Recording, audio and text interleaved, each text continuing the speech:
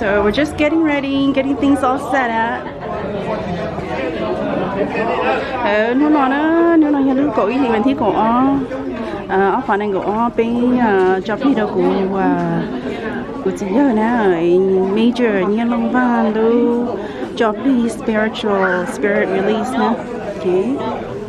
Thì cho nên bây giờ hiện giờ những nó bây giờ đầu tôi chỉ ba set up đồ hiểu nào.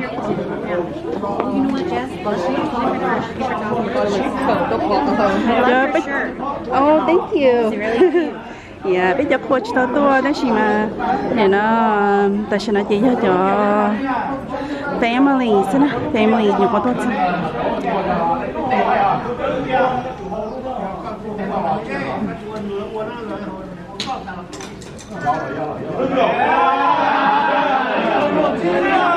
Bây giờ tôi nhớ nó, okay. Yeah, tại sao nó tao chỉ là tại sao mà bây giờ chẳng gì thì bên family thì tôi nhớ tao là.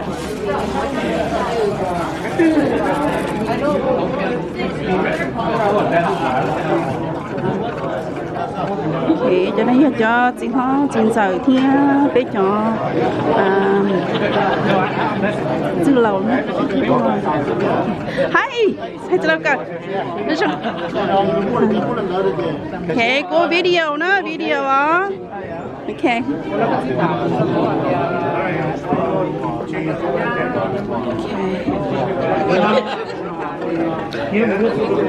Chị mi biết sao nó, chị bây giờ tỏ chị lo nữa.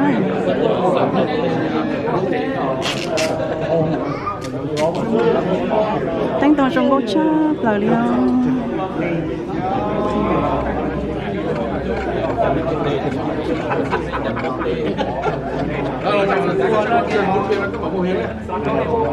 Thì bây lúc chế bây này nó tua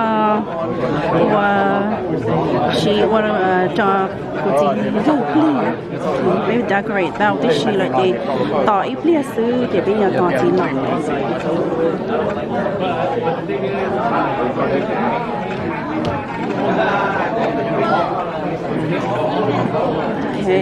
Cái này cho phao thia, niệm giờ thia, niệm phao lại tốt.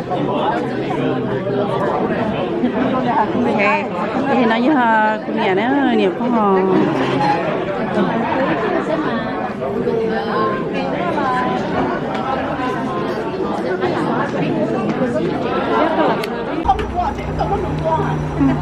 Cho nên bây giờ niệm chế, niệm giờ thia, niệm nói là tôi bắt bé qua không lừa đó, là mà cứ chép lao liêu. Wait, do I take a picture or I'm just Okay, tại sao nó thì bây giờ tao bây giờ lo tự thi công ta thì tao cũng chỉ giờ lo bây sẽ tao nó nuôi từ bông kia nó có mua là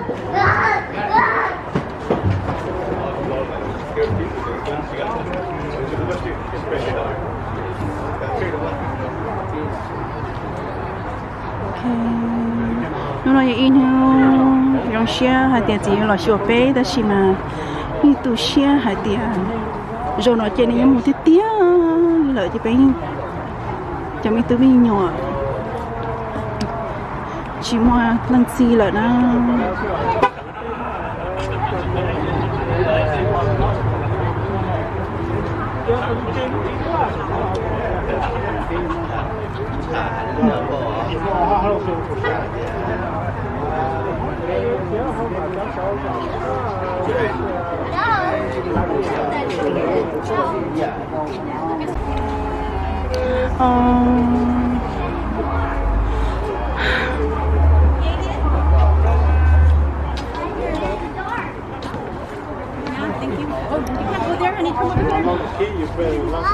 Let's come by, yes sir. Stay with me. Stay here. Don't go there.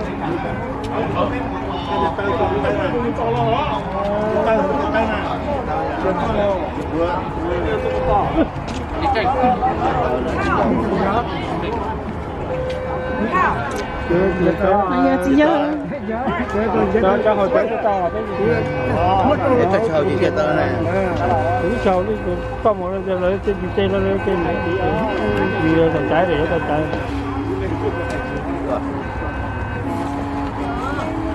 muốn là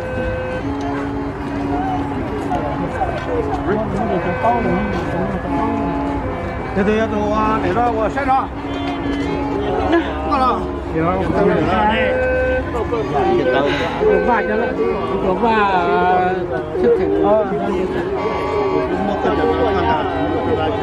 thầy sự thật thầy tức là vì tính thầy nên thầy là thầy. Okay, hold up. Move on. Start right here. This part right there for now.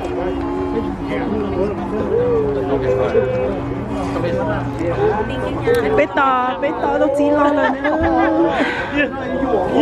nhìn bố thì có tuột vào trong miệng ôi cha mình chỉ bây giờ đi có mùa bé to bé chỉ lo sẽ bị rung gì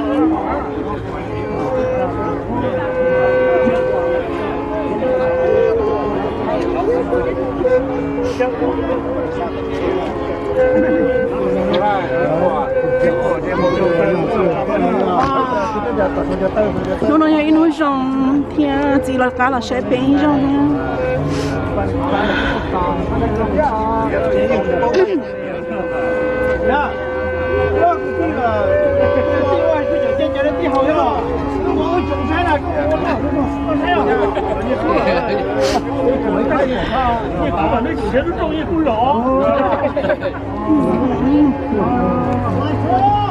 nếu tôi bóng kia là thì bé to tôi bé chỉ là đó Ai nhân đi tuần này gì là thu xí bỏ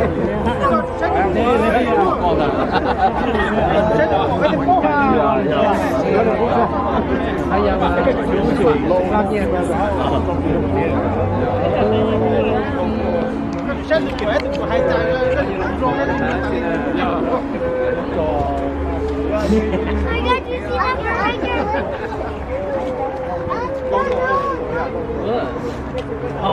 So look at my closet and mom gave me a suit last time. I brought it to my house and I still look at my closet. I hope it has one. เอาไทยนะก็จะไทยตัวนึงไทยคนเลยก็เช่นไรที่บริจาคก็จะอยู่ว่า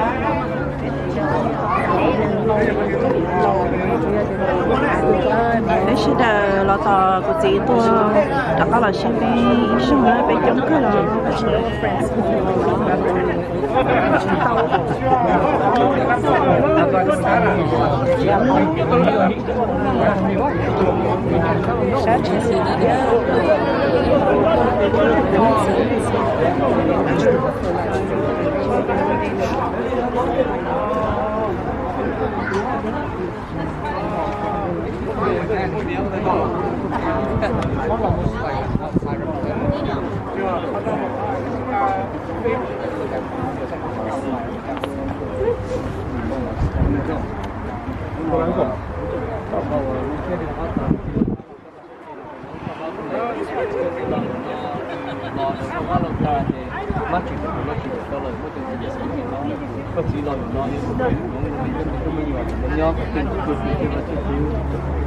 xưa thầy đã chuyển ra chuyện lại có tư có tư có gì lúc nâng có tư hay là cái gì còn nên là chỉ là có sự hay nữa nhưng mà chỉ cái sự đó là chỉ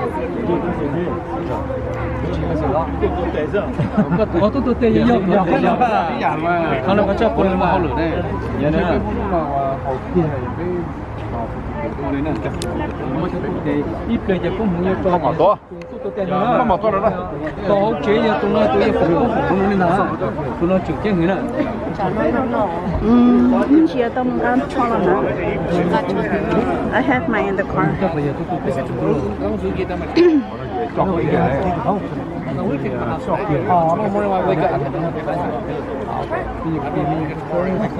This is long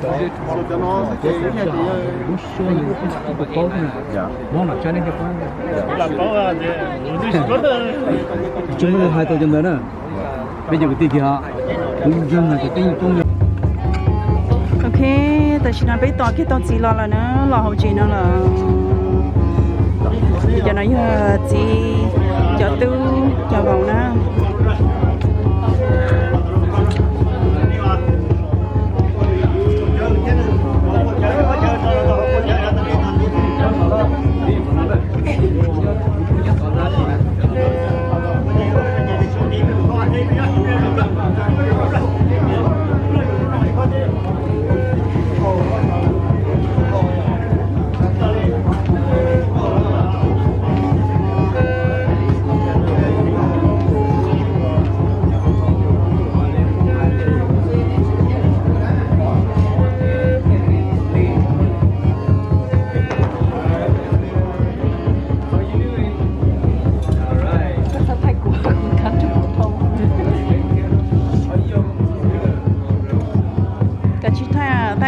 có tàu chế nào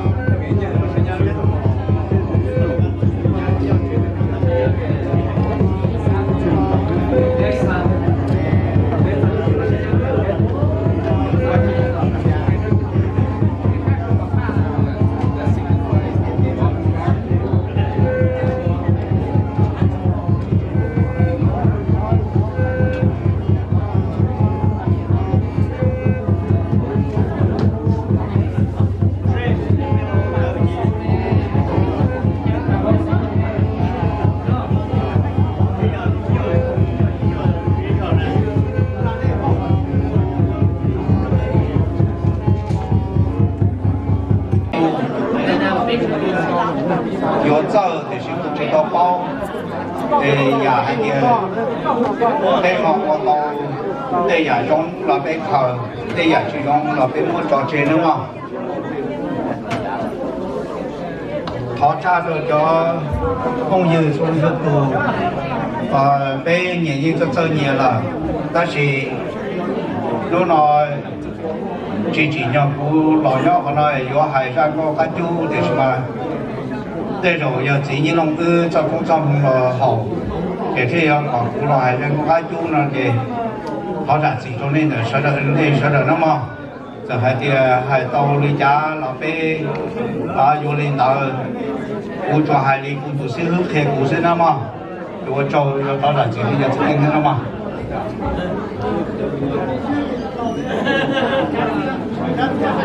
lìa xí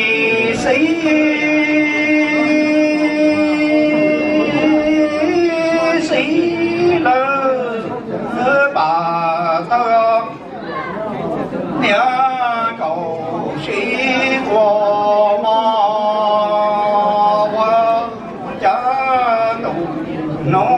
lo ta đi nói chỉ đâu từng đi về gió một đó tu ăn bò đủ chỉ có tu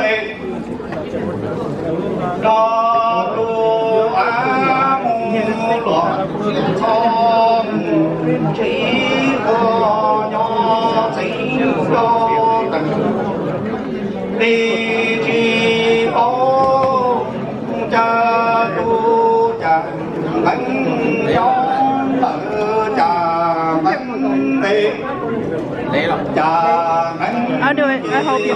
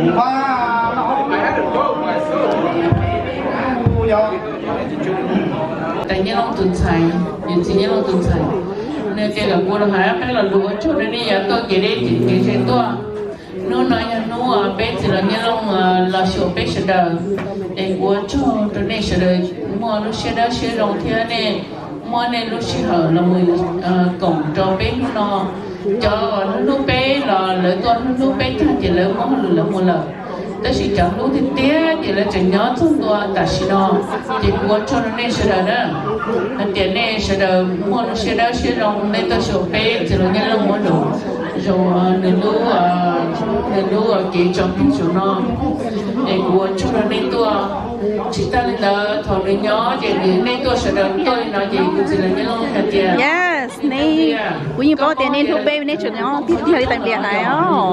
cũng bao mà là gì con đấy khỏi còn gạt bia nó nên sẽ được họ chỉ mà ta cũng tức là muốn là nên sẽ được họ là chơi cho tôi nên cho chỉ tao họ tới chỉ cho tôi cho nó biết tao họ kia là tới chỉ của cho nó của giờ đánh lo tôi có tờ sản tao rõ tôi đó nên tôi kể đi kể về tôi nên tôi cầu đó cũng chỉ là những lúc nó thổ nên nhớ là nên những lúc này nên lúc lúc người của chỉ mấy là lùi rong hay đó nên sẽ được là của cho nó nên cho kể lú sẽ được nên sẽ được cho kể lú đâu cũng chỉ là những lúc giờ tiền nào mua lại lo nếu như chiếc cũng chiếc của nó nè nếu như giờ nó tiền mua nè lú nửa thế này cho nửa này thế tôi nhớ nó cái của chúng mới chỉ là sự của phải nó nên sẽ được tiền của nên chút năm đầu để thay kỳ bây giờ là cái tua tiền mà nó nào mà nè chủ tớ nó cũng hỗ trợ mà theo chịu nó theo của tôi tua bóc khó cho nó trong đó đó chỉ mà tao cũng đã chọn xe mà như tụi bố rồi đó chỉ mà tao cũng lo bảo bố bắt hắn lấy hoàn lợi chỉ mà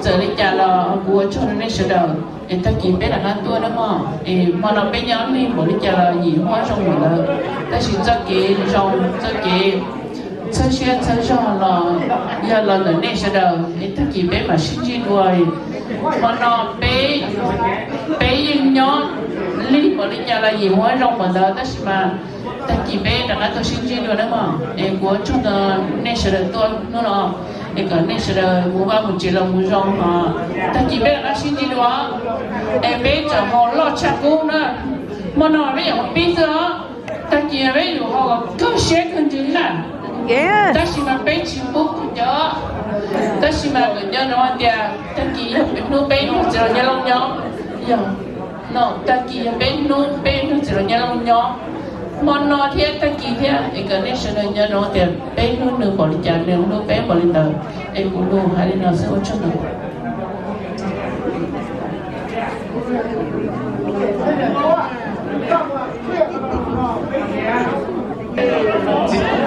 Thơ sở chua có là phải nó hay hát luôn mà dạ cái loại có mua chỉ là hay luôn đi mua nó chỉ tao tại sao cũng tụ kê là cũng chỉ hay theo cho sau nha cái mua chỉ là hay này cả sao trâu rau chứ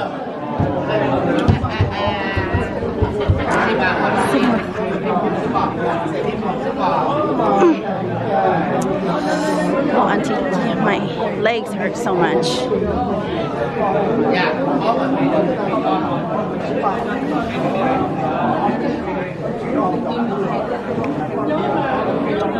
Okay.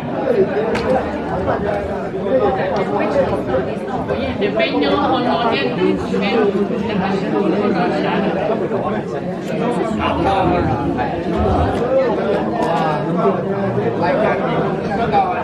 em một cái cua một cái nào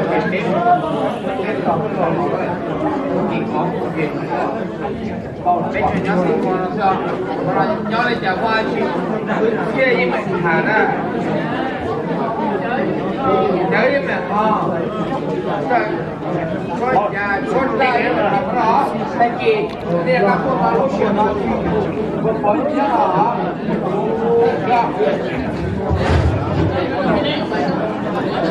ว่าจอเตเชนมากกว่าใส่ลายเทลตัวยีตาตัวลูปีดาจีจัวจ่าติงก็จิกาสือเทลตัวยีตาตัวลูนะเช้าเจดาเอื้อกันตีถอกที่เราจะไปเชิญเจอื้อเราเลยรูปเราสาวเจน้องนอนชายต่อเดี๋ยวอื้อจังเราตัวลูนังเพลงนักสาวไปเชียงจัวใจต่อนี่ในกับพ่อสมองนะขอบพระองค์กันเป้ปีอย่าน้องนอยอย่าเป้มองก็สิเป้มองลูกเชียไปจิชดลูกเชียสาเดี๋ยวสิเป้ย้อนในกับเปล่าสวบองตากีติงกับเป้มองมาเป้มาซาของที่เราหมู่ก็จอหนึ่งลูกว่าลูกเจหมู่จอจัวป้าจัวเยอะกูจิป้าเต็มจอตัวสิเป้ยาสาหมู่ไอ้กูทอดนี่เชียวนะยานี่จะบอกข้าบ้านดูละกูยังจิบอกให้เราตื่น thì xin đi cho chị bác cái lúc thà đi xem tôi là bây giờ vào rồi cơ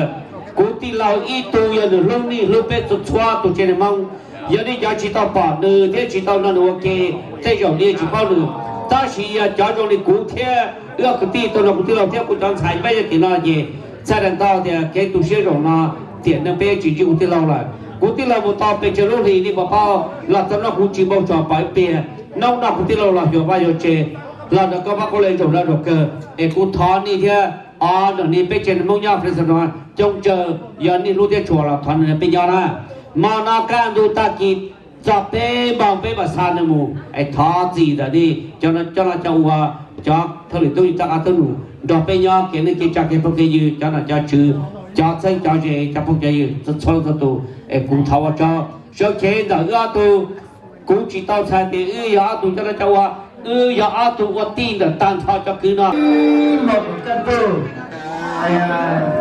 ta kỳ cái lâu chế này so forever ok chờ thế rồi cơ chưa có chờ nữa thế chỉ giờ chỉ có khoa chỉ là nó thì bây giờ chỉ cần tu nữa thì cũng biết này ok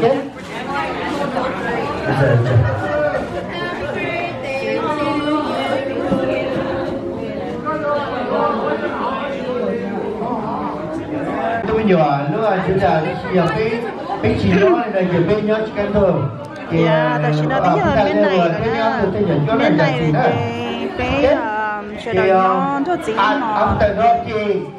xóa lên cho tôi cái nhà mình tôi nhỏ sẽ là cái sao mà hãy là lùi cái gì là nhà tao bữa nay giờ rồi thì cái từ nhà lòng vậy từ cho biết tôi cho cáiการbiết gì là nó có giờ chơi happy birthday thay vì năm hoa đấy á tôi cho này cái chữ cái tôi cho những cái bạn mình thì chỉ là lùi cứ ok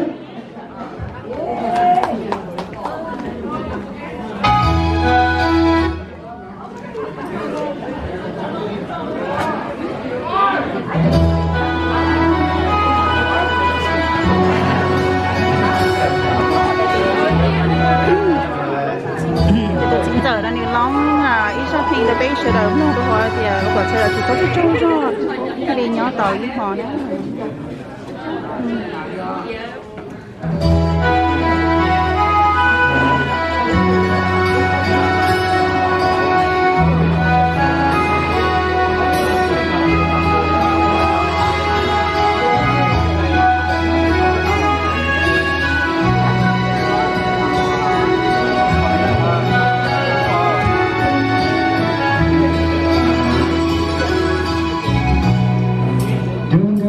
chỉ buổi mùa ngày rồi buồn đời sống thì bây giờ có cái gì cũng không nên gì à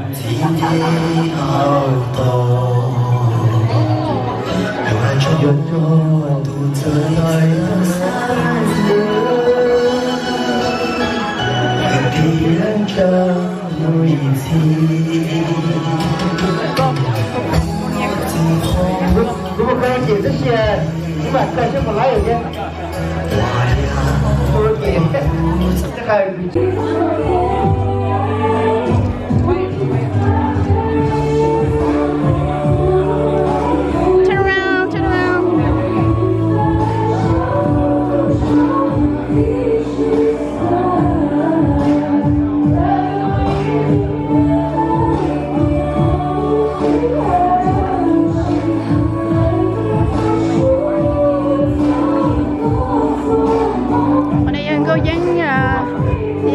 có dính từ fan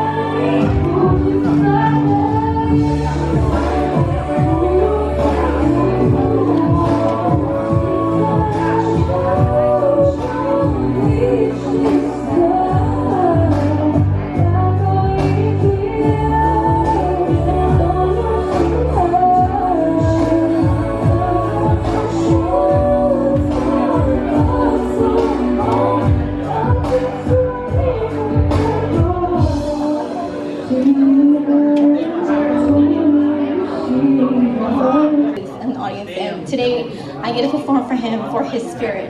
And I recall seeing him in this outfit during the funeral, and I just held in my tears. I just couldn't. It was the best outfit I ever saw of him too. So it made me so emotional, and I'm proud to be singing this song for my grandpa and our grandpas, the grandchildren. It's a great song, and you guys will love it. It's by the Judds. It's called Grandpa. Perfect. I love you.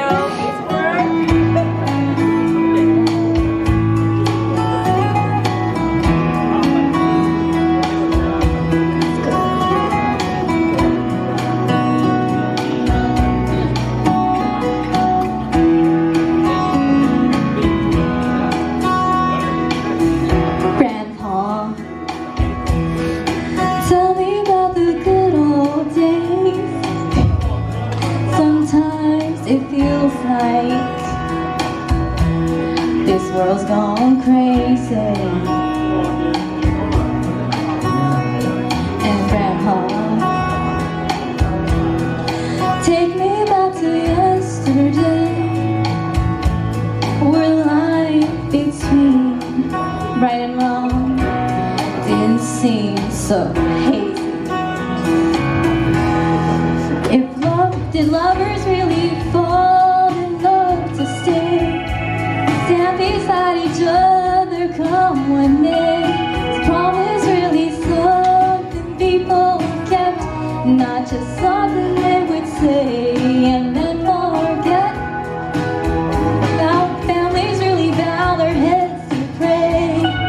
Daddies really never go away. Whoa, Grandpa, tell me about the good old days.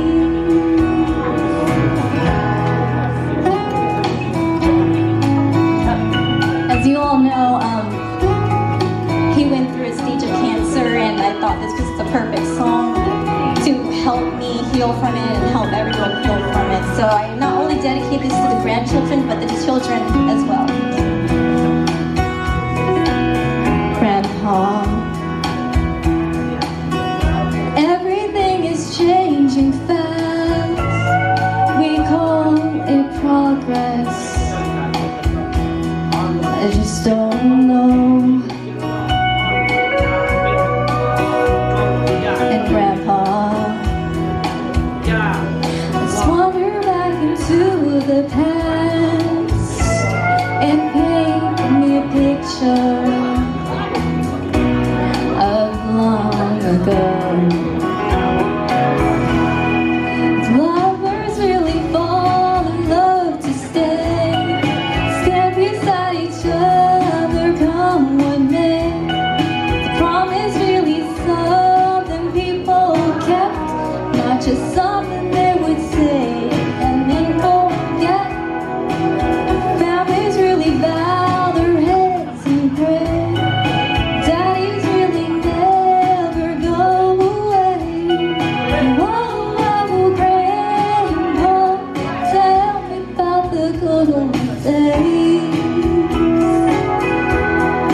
Whoa, Grandpa, tell me about the good old days.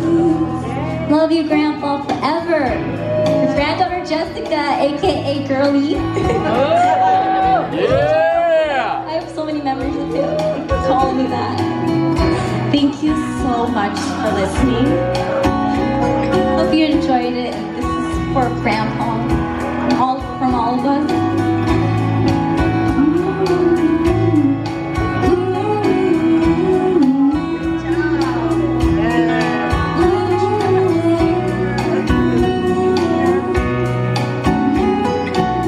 He's here. Thank you. Yeah! Dear, she is my niece. She's so natural. Good job!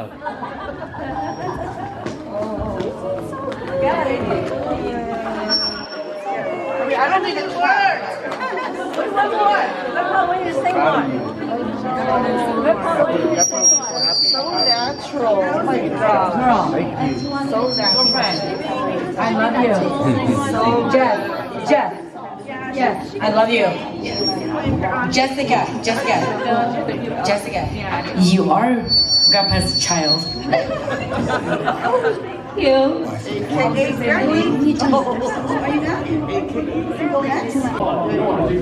Alright everybody, so I decided to do a second song. This one was really dedicated to Grandpa, and I've always wanted to sing this song for him. He always reminded me of my grandpa, not only that, but it reminded me of my grandma as well. So, I hope Grandpa is in a better place now. This one's dedicated to you. I've always wanted to perform this from Twilight. It's 1,000 Years of Your Syndrome. My favorite song, Heartbeat. Fast colors and promises. How to be great. How can I love when I'm afraid to fall? But watching you stand alone, all of my doubt suddenly goes away somehow.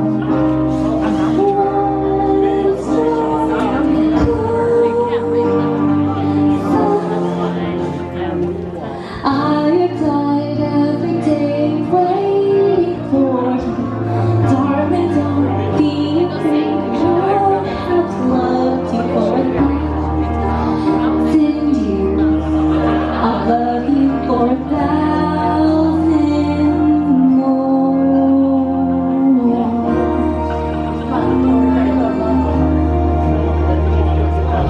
Time stands still. Beauty in all peace. I will be brave. I will not let anything take away. I'm standing in front of me. Every breath, every hour has come to this. One step closer. I died every day waiting for you. Darling, don't be afraid. I have loved you for 1,000 years. I'll love you for 1,000 more. And all along I believe time would find you. Time has brought your heart to me. I have loved you for 1,000 years. I love you for 1,000 more.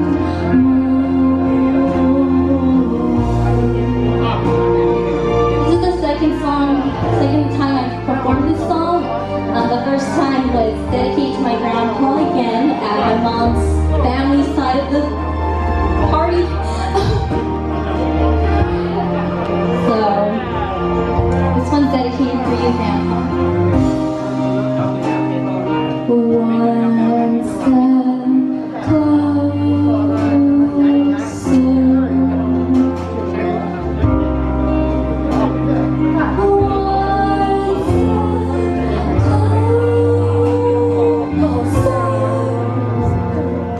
I'm tired every day waiting for you. Darling, don't be afraid. I have loved you for 1,000 years. I'll love you for 1,000 more. All along I believed I would find you. Time has brought your heart to me. I have loved you for 1,000 years. I love you for 1,000 more.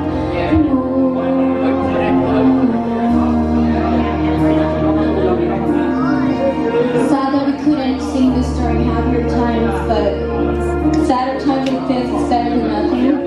This one's dedicated for Grandpa in spirit and memory.